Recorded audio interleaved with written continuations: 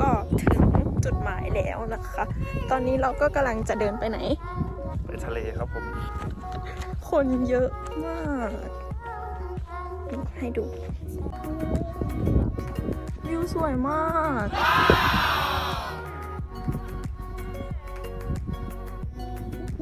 เราก็จอดรถไว้ตรงนี้นะคะเห็นน้ำอยู่ตรงนู้นเราจะเดินไปนี่ก็เหนื่อยยังไม่ถึงไหนเลยเหนื่อยแล้ว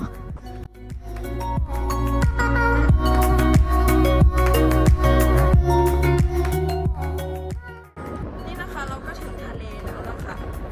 นี่ค่ะทะเล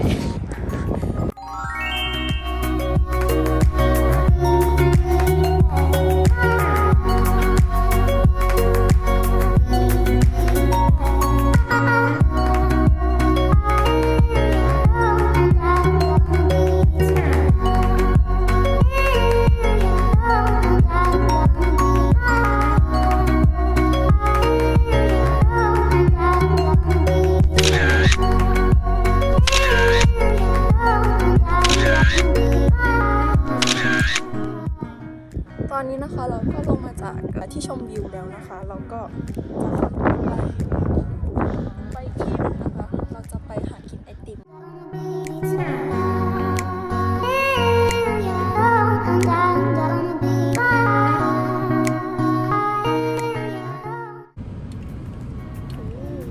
อันนี้ก็จะเป็นบ้านพักตากอากาศนะคะสวยมาก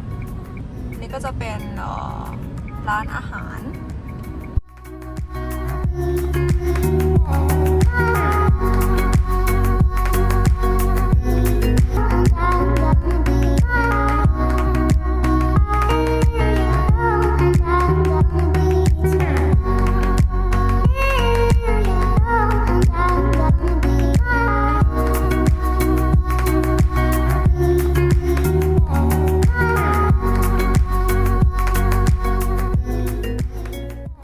เราก็เปลี่ยนแผนกันนิดหน่อยนะคะที่แรกว่าจะกินไอติม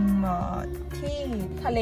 ใช่ไหมแต่ว่าคนเยอะมากเลยนะคะตอนนี้เราก็อยู่ในเมืองแล้วนะคะเดี๋ยวเราจะพาไปเขาจะเป็นร้านชาไข่มุกนะคะมีไอติมมีชาไข่มุกแล้วก็มีน้ำปั่นอะไรอย่างเงี้ยค่ะก็ไปดูกันนะคะ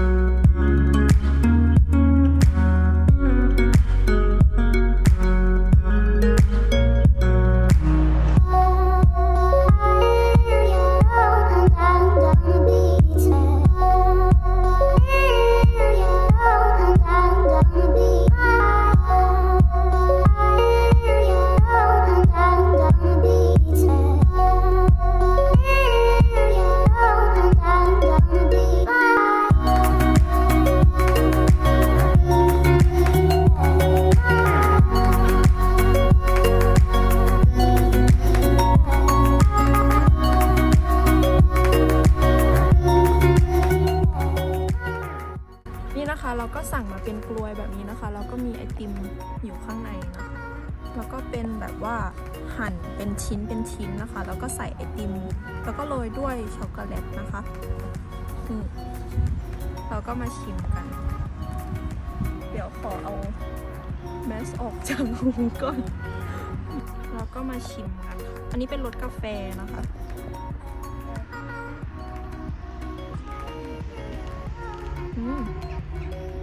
อร่อย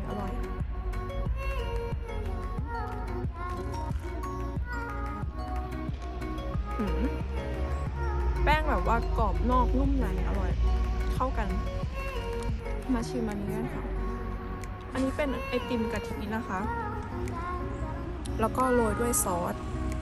ช็อกโกแลตเราก็กินอย่างนี้เลย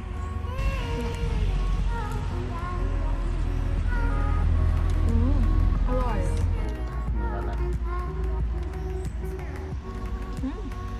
อร่อยทีแรกเราจะสั่งชาไข่มุกด้วยนะคะแต่ว่าชาไข่ไม่ใช่ชาไข่มุกหมดก็เลยไม่ได้สั่งอร่อยเจ้าของร้านน่ารักมากเลยเขาบอกว่าครั้งหน้ามาเขาจะให้กินฟรีนะคะ มาบ่อย ใช่ ดีแล้วแหละที่คนเยอะตรงทะเลเราได้มากินในเมืองอร่อย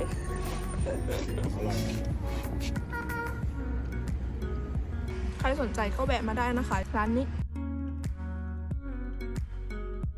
ก็ใครชอบคลิปนี้นะคะก็อย่าลืมกดไลค์แล้วก็กด subscribe ให้เมย์ด้วยนะคะไปแล้วค่ะเจอกันวิดีโอหน้านะคะบ๊ายบายเอาลืมถ่ายรูปก็ถ่ายดิ กินไปหมดแล้วโอ้ย ไปซื้อใหม่เมื่อไหร่แล้วถ่ายรูป